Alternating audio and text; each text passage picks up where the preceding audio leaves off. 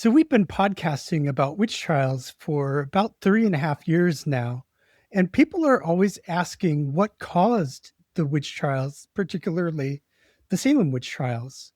Was it this ergot poisoning that we hear about with the LSD like substance? Or did everybody catch hysteria and just lose their minds? We'll discuss some of the key reasons in today's episode of Salem Witch Trials Daily. I'm Josh Hutchinson. And I'm Sarah Jack.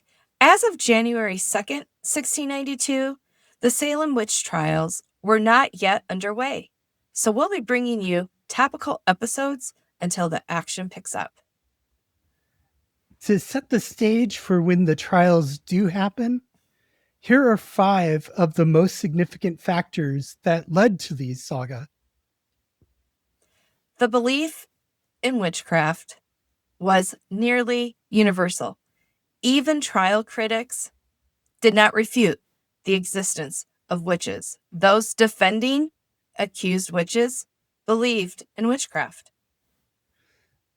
They did. And I want to point out here, too, that this belief in witchcraft was not just limited to people in Massachusetts. It wasn't limited to Puritans. It was nearly universal in all of Europe at the time that this was happening, regardless of which denomination the people involved were. And then the second factor that led to the witch trials or contributed to the rise and spread of the witch trials was war and the accompanying sickness that came along with it. King Philip's War had been fought in the 1670s and was the deadliest war per capita in the history of what is now the United States. And King William's War was now being fought in 1690s, primarily in northern New England. So that was the experience of those that were involved in witch trials, these wars. These wars, and King William's War was when a large smallpox outbreak occurred.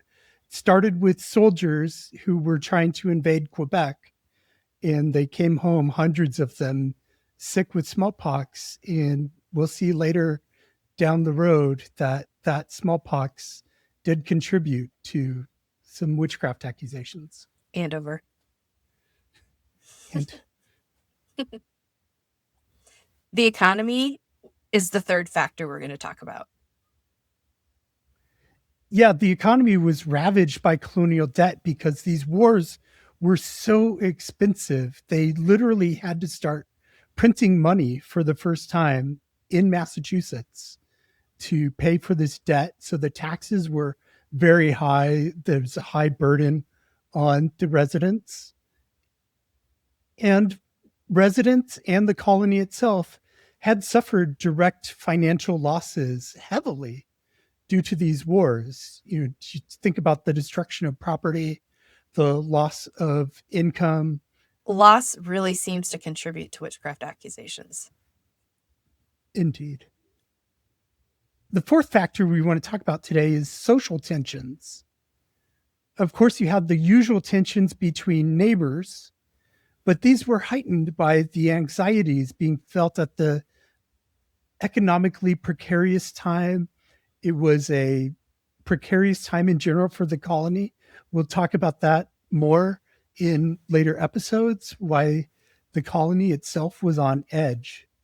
And there were increased social tensions because war refugees had moved to Massachusetts, mostly to Essex County, which is the northernmost county in the Massachusetts Bay Colony. And that's where Salem is. So they had all this influx of people come down to Salem and surrounding towns. The last factor that we're going to touch on today is religious anxieties. A feeling had been growing among many of the Massachusetts ministers that the colony and its residents were backsliding on Christianity, that they didn't have the faith of the founders who had first settled in the 1620s and 30s, that this generation by 1692, it's the third generation of people. Some people are even fourth generations being born. And the ministers just thought that these aren't the men that founded this colony that we revered because their faith was so strong. We feel like the faith is crumbling away. So that was a big source of religious anxiety throughout the colony. And then locally in Salem Village, there was intense controversy over the minister. For 2 decades. They squabbled over who to be minister. Nobody lasted more than a few years. And in 1692, Samuel Parris was the minister, and it seemed like at least half of the community was against him. And these 5 factors that we've talked about today aren't the only things that were contributing to fueling the witch trials.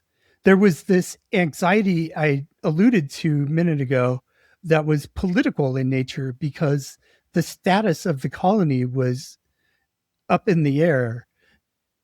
Salem Witch Trials Daily is presented by the Thing About Salem and the Thing About Witch Hunts podcasts. Tune into those every week.